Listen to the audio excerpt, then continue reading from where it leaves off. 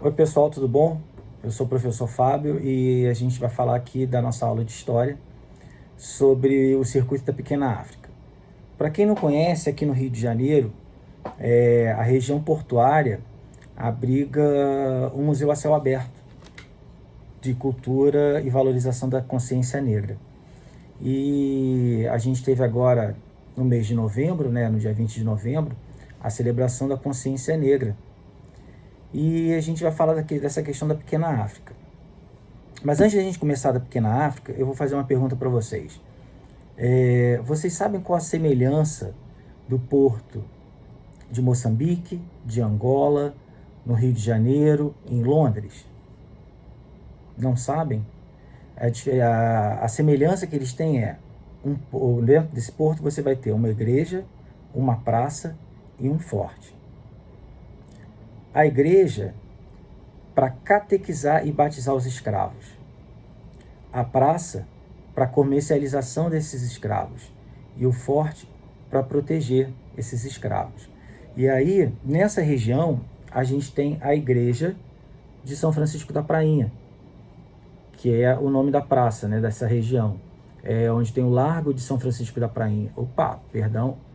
Aqui, ó, essa região aqui é a praça de São Francisco da Prainha. Deixa eu voltar aqui. Essa praça aqui é a Praça São Francisco da Prainha. Lá aqui na frente... Deixa eu só ampliar aqui. Aqui, ó, a gente vê uma estátua de Mercedes Batista. Mercedes Batista, ela foi uma bailarina, a primeira bailarina negra do Teatro Municipal. Ela enfrentou muitos problemas, muitos preconceitos, e hoje a gente vê o carnaval, com as alas coreografadas, com tudo aí, a gente vê o desfile da Impérios da Tijuca aí com as alas vivas, mas foi Mercedes Batista que criou isso na década de 60 e inovou o carnaval, naquele ano. O carnaval, todo mundo falou mal, todo mundo queixou porque mudou, a regra do carnaval, mudou o costume do carnaval. No ano seguinte, a maioria das escolas estavam imitando Mercedes Batista com a questão da aula coreografada. Mas voltando aqui à Praça de São Francisco da Prainha, essa região, ela era uma região que havia comercialização de escravos. Deixa eu voltar aqui. Ela era uma praça de comercialização de escravos. E como eu mostrei para vocês, acho que não vai dar para ver, mas aqui em cima, nessa região aqui abaixo do meu dedo, há um forte, que é no alto do Morro da Conceição. O Morro da Conceição, ele abrigava portugueses que viviam nessa região. E deixa eu achar aqui a outra que eu preciso. Achei. Haviam portugueses que viviam nessa região que comercializavam, os produtos que chegavam nessa região e, consequentemente, eles vendiam dentro da cidade do Rio de Janeiro. Seguindo o percurso, a gente vai chegar à Pedra do Sal. A Pedra do Sal é um local muito famoso aqui no Rio de Janeiro. Deixa eu chegar mais perto para vocês visualizarem. Isso aqui, ó, é a Pedra do Sal. E essa escadaria que existe na pedra, ela foi esculpida pelos escravos. Por quê? Desculpe. Os escravos chegavam, melhor, as mercadorias chegavam e os escravos carregavam no lombo, morro acima para os trapiches, a mercadoria. E não importava se era chuva, se era sol, eles tinham que subir. E como a pedra era escorregadia, eles esculpiram essas escadarias para facilitar o transporte. A Pedra do Sal era um local de encontro, dos negros, para poder relembrar as suas origens, para poder tentar reivindicar direitos, matar a saudade de casa e professar a sua fé. Também é conhecido como o berço do samba. O samba nasceu ali. E, além disso, eles eram muito perseguidos nessa região, porque o próprio negro, como eu falei mais cedo, ele era um indivíduo muito marginalizado na sociedade brasileira. E aí, com isso, ele sofreu uma espécie de repressão muito grande. Muitos trabalhadores, muitos escravos, muitos negros vinham para a região do Rio de Janeiro, para essa área da Pedra do Sal, para trabalhar como estivadores, para trabalhar na limpeza de navios, na arrumação dos navios, esses negros os libertos, tá? E também existia muito nessa região mãe de santos. A gente sabe que o candomblé ele é de origem africana.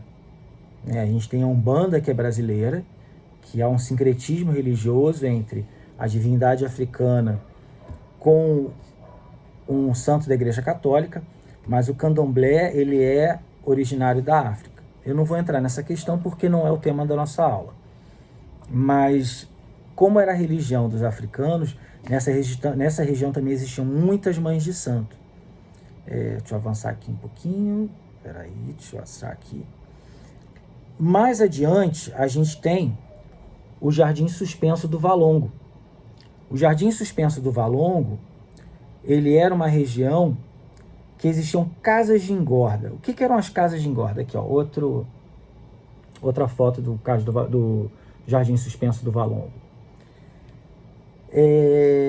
Essas casas de engorda, elas nada mais eram do que locais em que o cativo vindo da África ia para esse local, se alimentava para poder engordar, pegar peso, e aí esse largo aqui, que é em frente ao Jardim Suspenso do Valongo, deixa eu aproximar aqui para ver se fica mais fácil para vocês visualizarem,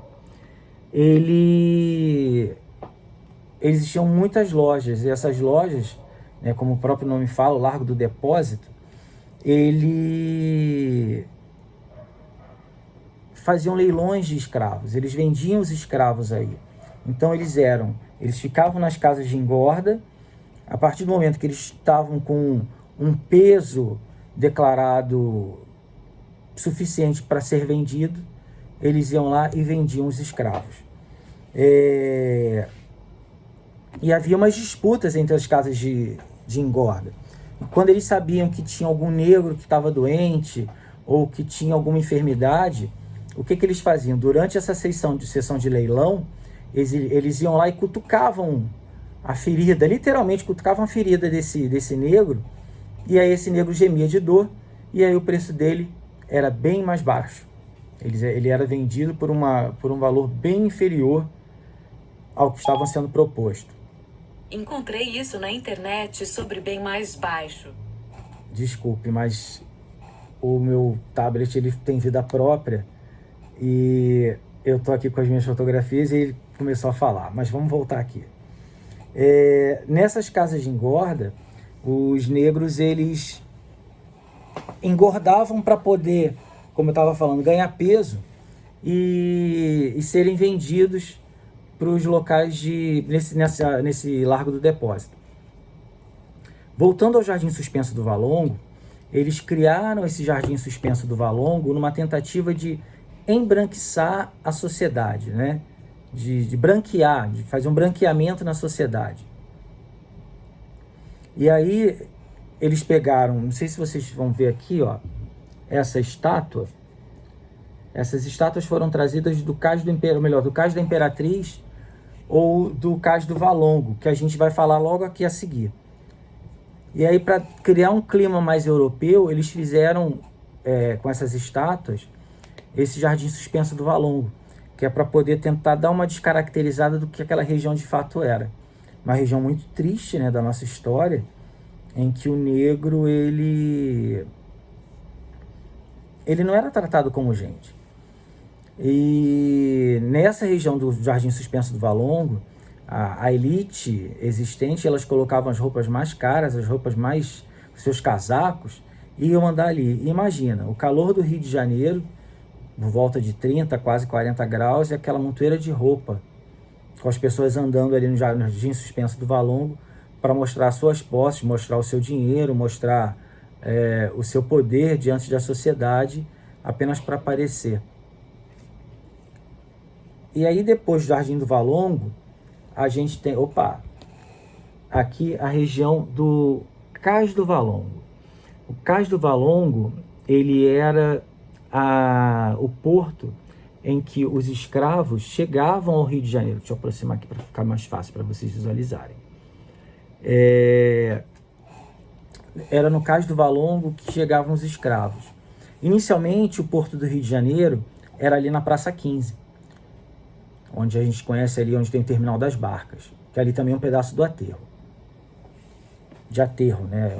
Foi aterrado. O mar vinha até onde tem o chafariz, ali no caso na Praça 15. E aí o que aconteceu? A população que vivia ali, né? Porque aquela região ali do microcentro, Rua da Alfândega, Rua do Ouvidor, Rua Buenos Aires, Rua da Quitanda, 7 de Setembro, ali viviam os nobres. Então eles chegavam com os navios negreiros da África, oriundos da África, né, com os cativos, e eles já sabiam que estavam chegando os barcos com essa população cativa. E eles não queriam que essa população desembarcasse ali. E aí foi feito esse Cais do Valongo, que era um local de difícil acesso, era uma parte um pouco menos visitada da cidade. Hoje é mais fácil porque a gente tem ali a Praça Mauá, a rua... Não está me vindo agora o nome, mas aquela região toda ali era tudo água. Então você não conseguia chegar por terra porque você tinha uma barreira de morro, né? Você não tinha acesso por terra. E nessa região, onde, no Cais do Valongo, onde os negros desciam, eles seguiam em frente, iam para as casas de engorda e depois eles iam para o Largo do Depósito para serem leiloados. O Cais do Valongo, pessoal, ele...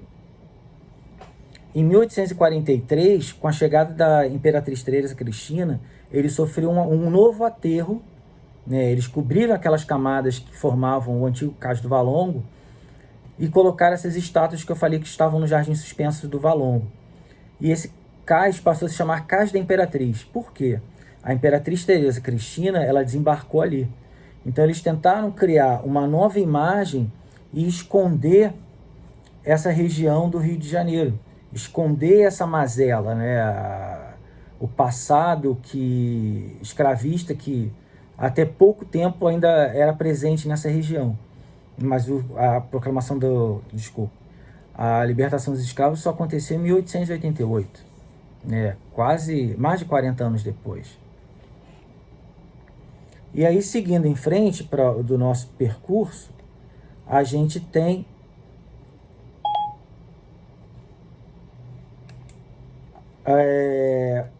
a Praça da Harmonia, que é esse aqui. A Praça da Harmonia, ela fica passando ele do Hospital dos Servidores. Vou pegar esse aqui que tem uma visualização maior. Ela fica ali seguindo a avenida ali, próximo ao Hospital dos Servidores. E essa praça, ela tem uma história muito importante, que no começo do século XX existia uma coisa chamada Revolta da Vacina.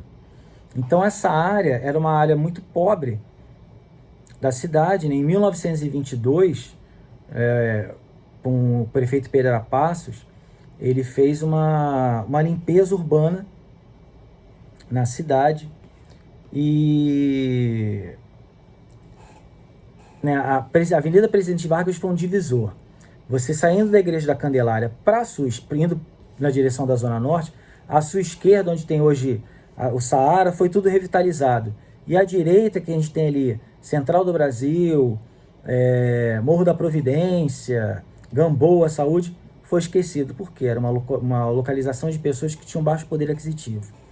E essa região da Praça da Harmonia era um local que tinha muito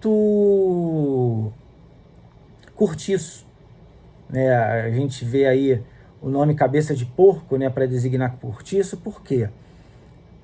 Vocês sabem por que é Cabeça de Porco, aliás? Nem perguntei, né? Então, vamos lá. Se vocês não sabem, Cabeça de Porco é pelo seguinte sentido. Naquela época, adornava-se as entradas das casas pessoas que tinham dinheiro com cabeças de leão, né? de bronze, de ferro fundido. E na casa dessas pessoas mais humildes, o que elas faziam? Elas pegavam um porco, matavam o porco, comiam a carne do porco e colocavam a cabeça do porco em frente às suas casas, que era como se fosse um símbolo de status. E aí essas construções mais humildes passaram a receber o nome de cabeça de porco. Pouca gente sabe disso, mas isso é verdade. E aí, como eu estava falando aqui, a Praça da Harmonia, nessa região, houve uma revolta muito grande contra a vacinação pública. Pereira Passos ele queria tirar da cidade do Rio de Janeiro, eliminar ou reduzir o número de enfermos por meio da vacina. A gente tinha aí sarampo, coqueluche, difteria, malária e uma infinidade de outras enfermidades que com a simples vacina o indivíduo se imunizaria. E a população foi contra isso. E aí houve uma revolta que durou mais ou menos uns 5 dias. A população fez trincheiras, pegou ali resto de cortiço, pedra, fizeram barricada, enfrentaram a polícia, mas infelizmente eles foram derrotados. E a seguir, a gente chega ao Instituto Pretos Novos, o Instituto de Memória e Pesquisa. O que é o Instituto Pretos Novos? O Instituto Pretos Novos ele era uma residência que foi comprada em 1990 e acho que em 1996 os donos da casa resolveram fazer um segundo andar. Na hora de fazer os alicerces, que eles começaram a escavar, descobriram algumas ossadas dentro da casa, no chão, e chamaram a polícia. E perceberam, mandaram essas ossadas para alguns pesquisadores e viram que essas ossadas eram oriundas de negros. Na verdade, aquilo ali era um grande lixão. Então, o negro ele não tinha direito a um enterro. Ele era simplesmente largado e abandonado naquela região ali próxima à Praça da Harmonia, e onde hoje tem o Instituto de Pesquisa Pretos Novos. Até mesmo os negros que iam para as casas de engorda, que estavam enfermos e não tinham mais possibilidade de serem vendidos, eles eram abandonados nessa região, que era bem afastada, mais ou menos 1,5 km da Praça Mauá, e morriam, eram entregues à própria sorte. Então, pessoal, eu vou falar com vocês o seguinte: a turma vai ser dividida em grupos, cada grupo vai pegar um desses pontos, que a gente mencionou, Pedra do Sal, Jardim Suspenso do Valongo e Casas de Engorda, Cais do Valongo, Largo de São Francisco da Prainha e a região do Instituto Pretos Novos, para vocês fazerem uma pesquisa para a nossa próxima aula, tá? Cada grupo está encarregado de um desses assuntos. Obrigado e até o nosso próximo encontro.